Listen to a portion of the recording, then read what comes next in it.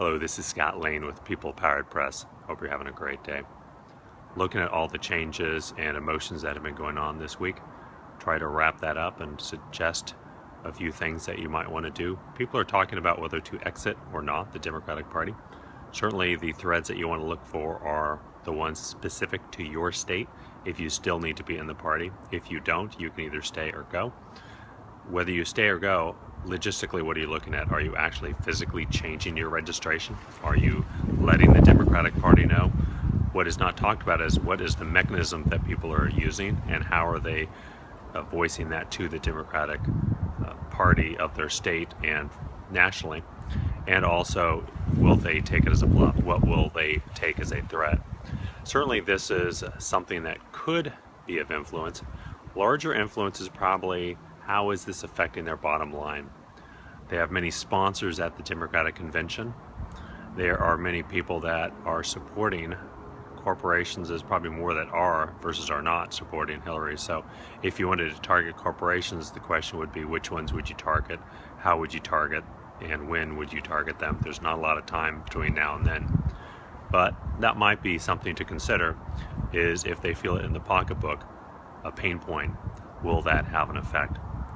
They certainly will see the increased expenditures that many are doing to get to the Democratic Convention, and they do know, in fact, that it's very hard for many or most of the Sanders people to come. So part of the whole endorsement was to make people depressed, not show up.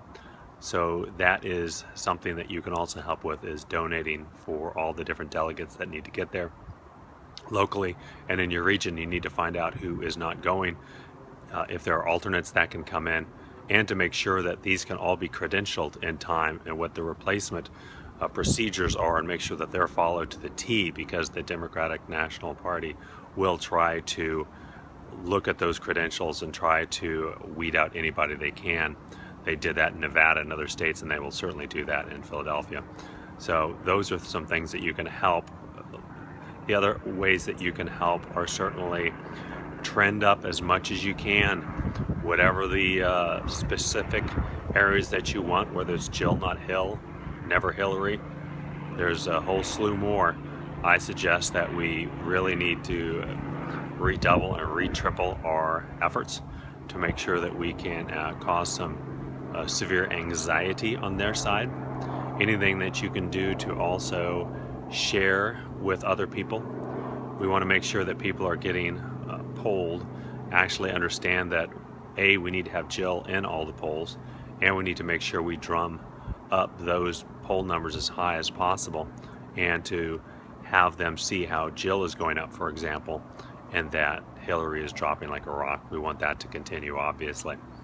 There are some folks also that need to help in various states for Jill. She needs to make sure that she is on the ballots in as many states as possible. The goal is at least 47, so any help that you can do there. And spread the word, seek assistance, make that viral, make that public. Anything that you can do to show that everything is trending away from Hillary and toward other options gives Bernie more options at the Democratic Convention. Personally, I think one of the best items that could happen, and this would require changes probably at the state and federal level at many states, is what are the options if we can actually win? What are the circumstances to get Bernie in, and what are the circumstances to get Jill in? To me, that would be a dream ticket. I don't think it's going to happen, but whether Bernie is with Jill in the Democratic Party, which is an extreme long shot, or we need to make sure that we can have a plan B of getting a soft landing for Bernie outside of the Democratic Party into the Green Party, and to convince him that is the thing to do and that will beat Trump and this will not be a spoiler. That would fit in with his overall arching scheme of doing what's right for the country, and it would negate the initial promise of not going with the nominee.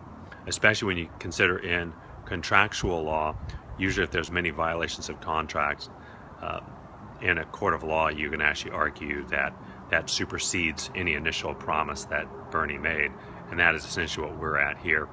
And that doesn't have to be made in court, certainly can be in the court of public opinion that can influence what Bernie wants to do. But if Bernie can be outside, he can certainly win. The last challenge, and certainly why we need a lot of momentum here, not just the next week or two, but over many weeks, is we have to really look at, even if we can win and do all this, it's all about the Electoral College. So that is another issue for another video. Keep doing what you're doing. I know a lot of you are still anxious and know others that are anxious. Share this video and other videos with those that are concerned, those that think Bernie's sold out. Not at all. You can look at what he's doing, look at what they're telegraphing, and remember, not me, us. A lot of the things that Bernie have said, he's clued into what's happening, what the game plan is. Look at who's endorsing and why. You know the people closest to him will not betray him. So they're doing this for a reason. They're not doing it on their own. Or even if they are, quote, doing it on their own, they're doing it knowing what Bernie wants to do. So keep the faith, keep up the efforts, and do all that we can do to get the momentum.